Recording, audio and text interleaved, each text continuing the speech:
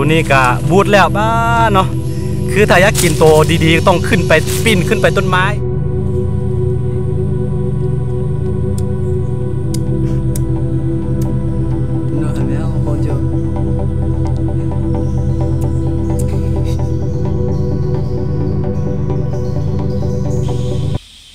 สบายดีแล้วก็สวัสดีทุกคนที่กำลังติดตามมักชมเนาะยินดีต้อนรับเข้าสู่ช่องอาคาน้อ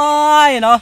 คือมื้อนี้เราเข้ามาปลากันหลังจากที่บ่ได้เข้ามาปลาเนื่องจากว่ามีหลายๆเหตุการณ์เนาะบ่ค่อยสะดวกเข้าปลาปานใดแต่มื้อนี้เป็นโอกาสดีเฮาสิมาเข้าปลากันกับเจ้าบุญรอดเนาะเฮาสิมาเก็บผลไม้ปลาเนาะตอนนี้ช่วงฤดูแบบนี้มันจะมีผลไม้ปลาหลายชนิดทุกคนเนาะตอนนี้เราเห็นกกมันแหละบ่ฮู้ว่ามันล้นหมดแล้วบ่นะเขาสิไปล้นไปน้ำกันโอเคมาเลยคือเวลาเข้าปลาสิ่งที่คาดบ่ได้ก็คือนี่อย่าอุดยุงเลยทุกคนเด้อเพราะว่าทุกคนข้างมียุงหลายทุกคนมา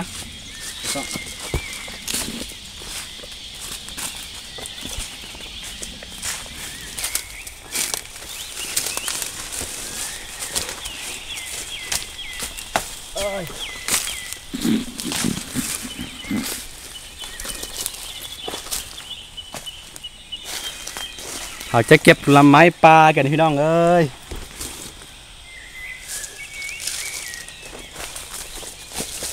นี่โอ้ล้นมดพี่น้องแป๊บหนึ่งแปลงส่งกัน มันล้นมดนี่เห็นปะย่านมันบูดมดเลยแหละนี่เมนมดเลยทุกคนเด้อนี่โอ้ Amazing บ่แน่ใจว่าพี่น้องฟังไทยเอิ้นจังใดแล้วก็ค่อยก็บ่ฮู้ว่าภาษาลาวเอิ้นจังใดเนาะตัวนี้ บ่แน่ใจคือกันโอเคเดี๋ยวเอาซิเก็บไปเลยพี่น้อง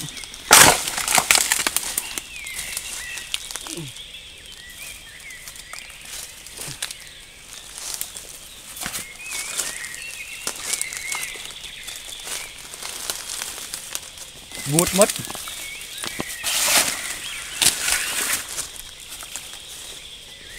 เก็บไว้ก่อน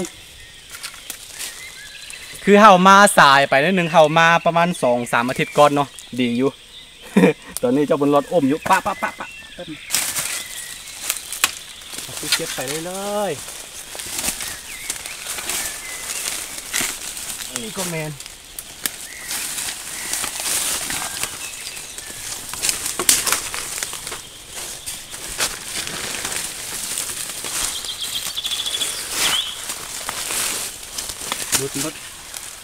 คือต้นตัวนี้ทุกคนแต่ว่าอยู่ในต้นมันยังมีอยู่แต่ว่า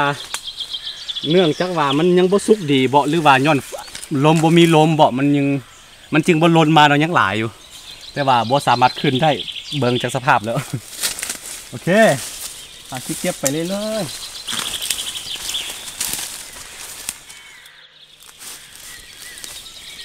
รู้สึกว่ามีชาวบ้านเขามาเก็บก่อนเฮาลงหน้าแล้วตัวนี้มันแซ่บเด้ออย่างที่บอกไปเฮาบ่แน่ใจว่าภาษาลาวภาษาไทยเฮาเอิ้นจังใดแต่ว่าภาษาอาคาหูอยู่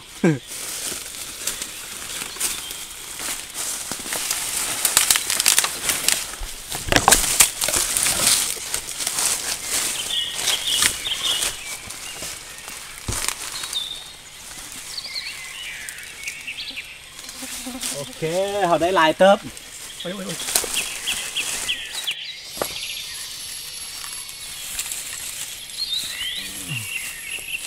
นี่เขาสิลองพาเบิ้งยันมันเน่าหมดเลยแหละทุกคน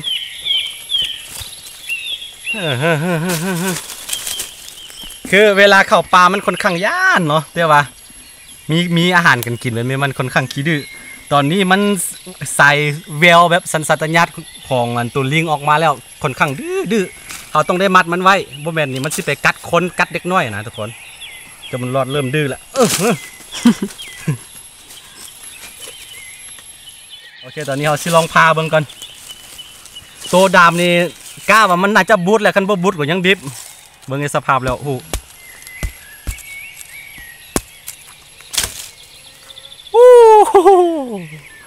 บูดมด บูดเนาะเป็นแมงนี่มดแล้วกินบ่ได้ทิม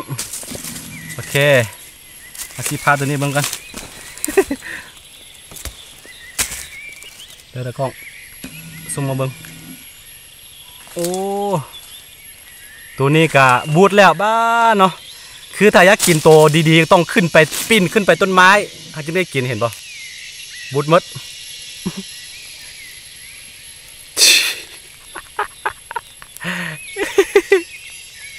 มันบูดไว้พี่น้องไม่ได้กินซ้ำสงสัยต้องได้ปิ้นขึ้นต้นไม้มันแหละ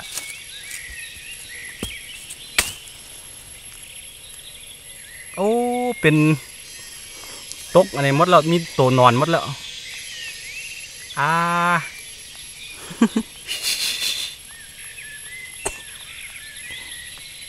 โอ้นี่บูดไม่ต้องกินนี่ตัวนี้เนี่ยคือตัวนี้กินได้อยู่เนาะนี่โอ้ยไอ้ยะได้กินซ้ำบูดทุกคนเอามาใส่เกินไป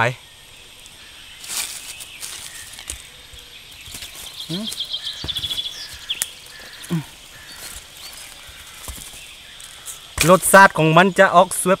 ส้มหวานนิดนึงเด้อตัวนี้มันจะอาศัยมันจะอยู่ในป่านี่บูดมดเลยโอ้บ่เป็นตาเกณฑ์ทุกคนมีแต่ปีนขึ้นต้นไม้มันแหละบูดมดบ่ได้กิน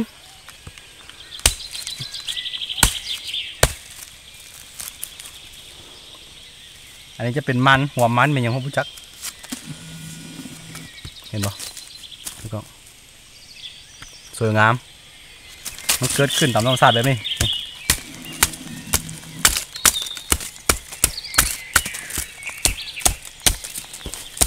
แต่ก็มาพี่ดูโอ้สวยงามตัวนี้กินได้เลยทุกคนเด้อแต่ว่าบูฮู้ว่า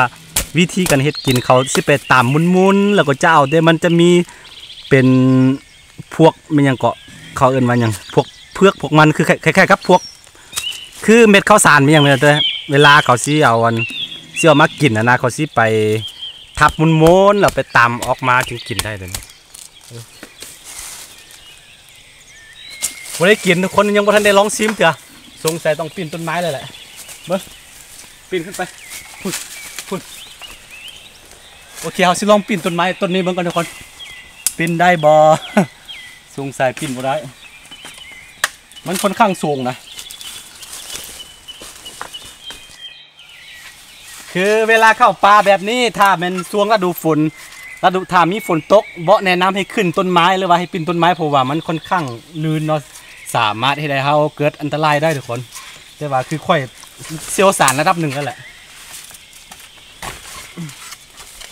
ไปขึ้นไปขึ้นปีนขึ้นไป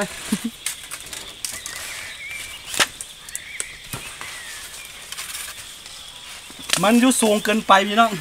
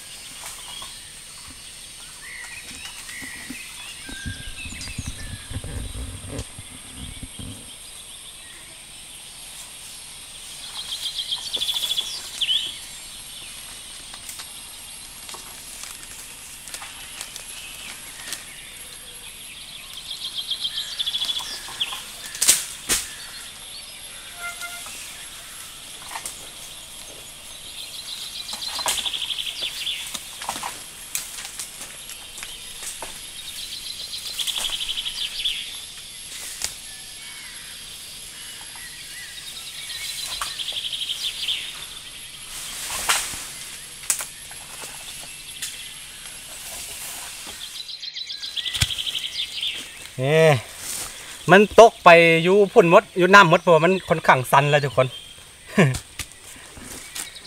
ได้มาทั้งทีต้องซีมก่อนมีหลายต้นเนาะพวกมักไม้ปลานี่แต่ว่าอยู่สูงพดอันนี้ในวิสาเฮ้ย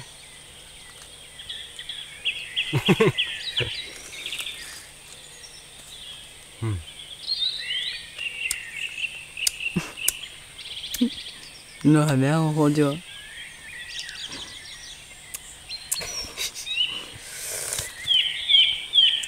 คืออันมาร์กล้ำมุดมันบ่แต่ว่าตัวนี้จะมีรสชาติส้มหวาน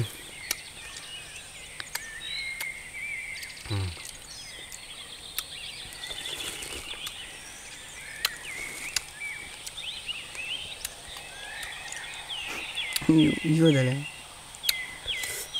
ฮ่าฮ่า ดูสิอะไรเปียกเลย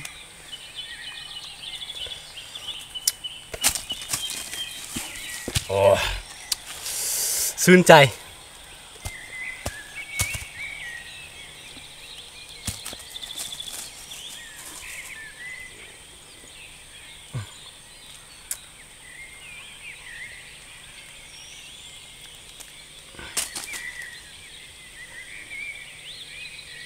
ประมาณนี้ทุกคน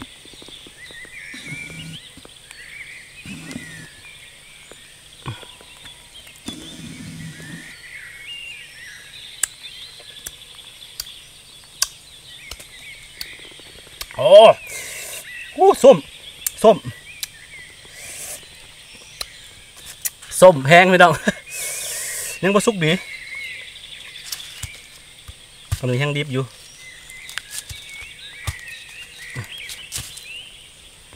นี่ประมาณนี้แหละ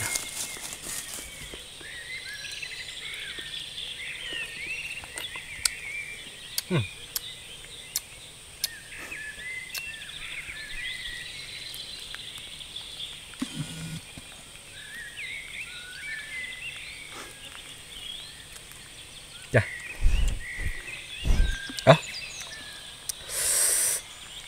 โอ้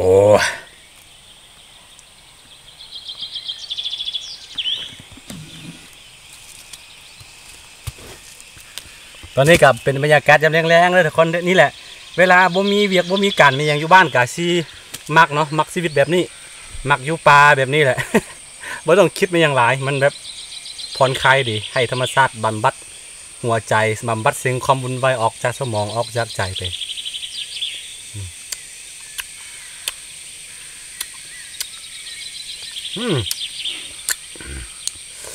โอ้เนี่ยเดี๋ยวก่อนนี่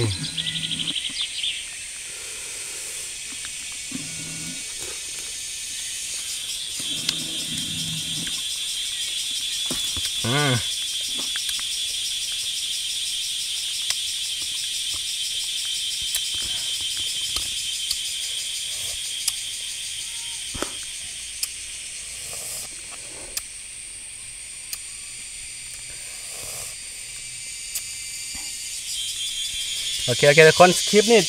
ตั้งใจว่าซิมาเก็บมาร์กนี่แหละล่ะกาที่ไปเอาไปบ้านเนาะเพราะว่าเป้ถุงมาดีรักแต่ว่าบ่ได้เพราะว่าค่อนข้างยุ่งสูงเลยกามาร์กที่ล้นลงมาอยู่ดินกาส่วนหลายมันจะหนาวหมดเลยแหละทุกคนก็เลยว่าบ่ได้นะบ่เป็นยังเขาก็ได้กินอยู่ให้เจ้าบุญรอดได้กินบ่เป็นยังนะถือว่าเป็นกันมาเที่ยวป่าเอาง่ายๆเอากินโอเคตอนนี้กะคำแล้วเขาสิกลับบ้านกันทุกคนเนาะถ้าใครแบบมักคลิปแบบบ้านๆไม่ต้องอย่าลืมเด้อกดไลค์กดติดตามซองอาคาน้อยเนาะเพื่อบริพาร์ทวิดีโอมาแม่จากซองอาคาน้อยโอเคเดี๋ยวเจอกันในคลิปหน้าเนาะคลิปนี้เขาสิกลับไปบ้านก่อนเนาะสบายดีรู้สึกว่าผ่อนแห้งพี่น้อง